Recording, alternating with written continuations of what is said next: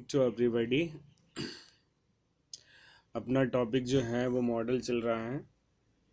पिछले वीडियो में मैंने आपको मॉडल के बारे में समझाया, मॉडल की डेफिनेशन बताई कि मॉडल शब्द किससे लिया गया है, और मैंने मॉडल यूज़ कहाँ करते हैं, कैसे करते हैं और कब करना चाहिए, वो सब चीज़ें मैंने आपको समझाई थी। मॉडल वैसे देखा जाए तो बहुत ही इम्पोर्टेंट टॉपिक है। इसे आप एक तो ये 10th के टॉपिक में है, जिसके हमें बोर्ड में 2 मार्क्स मिलते हैं। इस नज़रिए से ना देखो आप, एक हमें इंग्लिश अच्छी तरह बोलनी भी आनी चाहिए, और हम किसी भी हिंदी सेंटेंस को इंग्लिश में ट्रांसलेट करने के लिए मॉडल बहुत हेल्प करता है। और जैसा कि मैं I have told you already कि हमें अपनी मन की बात कहनी हो या किसी के मन की बात जाननी हो, तो वहाँ पर हम मॉडल का ही यूज़ करते हैं। मॉडल की यूज़ से ही हम ये सारे सेंटेंस बना सकते हैं।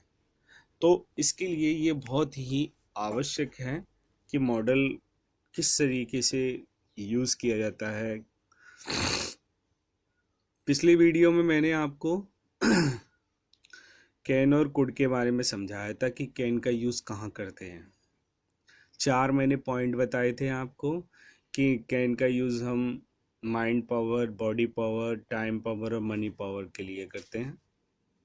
वो 4 पॉइंट अगर प्रेजेंट में शो करने हो तो हम कैन का यूज़ करेंगे, और अगर पास्ट में शो करने हो तो हम कुड का यूज़ करेंगे। तो इस प्रकार से हमारा कैन और कुड क्लियर हुआ था कि हम कैन का यूज़ कहाँ करते हैं और कुड का यूज़ कहाँ करते हैं। अच्छा, आज मैं तुम्हें I will tell you something should. आज मैं तुम्हें शुड के बारे में बताऊंगा कि शुड का यूज़ कहाँ करते हैं, और शुड से कौन से मन की बात हम शो करते हैं, कहाँ इसका यूज़ करना चाहिए, कौन से सेंटेंस हैं जब हमें शुड की सहायता लेकर बनाने चाहिए। देखिए, मैंने ये शुड लिख रखा है, शुड दिख रहा होगा आप लोगों को। शुड, तो शुड का हिंदी मीन्स होता है चाहिए। यूँ तो देखा जाए तो चाहिए काफ़ी 2-3 मॉडल हैं, उन सबका अर्थ चाहिए ही होता है। जैसे मस्ट है, मस्ट का अर्थ भी चाहिए ही होता है, और टू है, उसका अर्थ भी चाहिए ही होता है। तो लेकिन होता तो है, इनका हिंदी मीन्स सेम होता है, लेकिन इनके हिंदी मीन्स सेम होने के बावजूद भी ये अपनी अलग अलग डेफिनेशन रखते हैं, अपनी अपनी कमांड रखते हैं, और अपना एक अस्तित्व रखते हैं कि हम ये भाषा हम ये शब्द, ये सेंटेंस अगर कोई बोलता है या ये बात किसी को कहनी है तो हमें यूज़ किया जाए। तो अच्छा, अब बात है कि 10th में किस तरीके से आते हैं जो हमें 2 मार्क्स मिलते हैं। तो उसके लिए एक सिंपल सा मेथड है जो आप लोगों को याद करना है। जैसे जिस तरीके से देखो मैंने लिख रखा है कि शुड का यूज़ करते कहाँ कहाँ है। ये देखो मैंने ये पॉइंट लिखे हैं। शुड का यूज़ करते हैं, फर्स्ट है एडवाइस। देखो एडवाइस दिख रहा होगा आपको, ADVICE, एडवाइस। दूसरा शुड का यूज़ किया जाता है कंडीशन। एडवाइस माने होती है सलाह, एडवाइस माने क्या होती है, सलाह। दूसरा है कंडीशन, कंडीशन माने होती है शर्त। तो शुड का यूज़ करते हैं कंडीशन के लिए, एडवाइस के लिए। तीसरा है ड्यूटी, ड्यूटी माने होता है कर्तव्य। तो शुड का यूज़ ड्यूटी के लिए, सजेशन सुझाव, और लास्ट कहीं ऐसा ना हो। हिंदी मीन्स अगर कहीं ऐसे शब्द निकलते हैं कि कहीं ऐसा ना हो भाई, कि ये हो जाए कहीं वो ना हो जाए, तो ऐसे सेंटेंस बोलने के लिए हम शुड का ही यूज़ करते हैं। एग्जाम्पल तौर पे हम समझेंगे। ये पहला है, you should not smoke and you should stop drinking too. You should not smoke to smoke and you should stop drinking too. तुम्हें धूम्रपान नहीं करना चाहिए और तुम्हें पीना भी बंद कर देना चाहिए, यानी कि शराब पीना भी बंद कर देना चाहिए। तो हम इसमें क्या दे रहे हैं, दूसरे व्यक्ति को एडवाइस दे रहे हैं कि भाई तुम्हें ऐसा काम नहीं करना चाहिए, एडवाइस दी जा रही है। देखो मैंने ब्रैकेट में ये एडवाइस लिख रखा है। अगला सेंटेंस है you should teach your younger brother, तुम्हें अपने बड़े भाई को पढ़ाना चाहिए डेली, रोजाना, एडवाइस। तो इस सेंटेंस में भी क्या यूज किया जा रहा है, एडवाइस यूज की जा रही है, एडवाइस।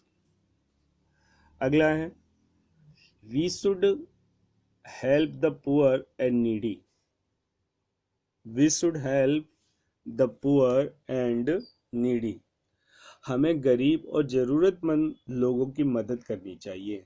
अब देखो यहाँ पर वी यूज किया गया है, समझना है इसको अच्छे तरीके। देखो हम किसी को एडवाइस देते हैं तो किसी दूसरे व्यक्ति को दी जाती है। अब मैंने इसमें ब्रैकेट में लिख रखा है ड्यूटी। अब ड्यूटी का अर्थ क्या होता है, ड्यूटी जो होती है ना, कर्तव्य, वो हम सबका होता है। एक मतलब कुछ चीजें ऐसी होती हैं जहाँ कर्तव्य हम सबका बनता है। भाई वो कर्तव्य आपका भी है, मेरा भी है, हमारे पड़ोसी का भी है, मतलब जो भी है उन सबका ही बनता है कर्तव्य। तो जहाँ पर मतलब वो कर्तव्य सबका बने, तो वहाँ पर हम सबको सबको संबोधित करने के लिए वी यूज किया गया। अब ड्यूटी सबकी बन रही है तो यू तो नहीं कहा जाएगा कि भाई तुम्हें करनी चाहिए, तुम अकेले नहीं कर सकते कोई काम, वो हम सभी कर सकते हैं।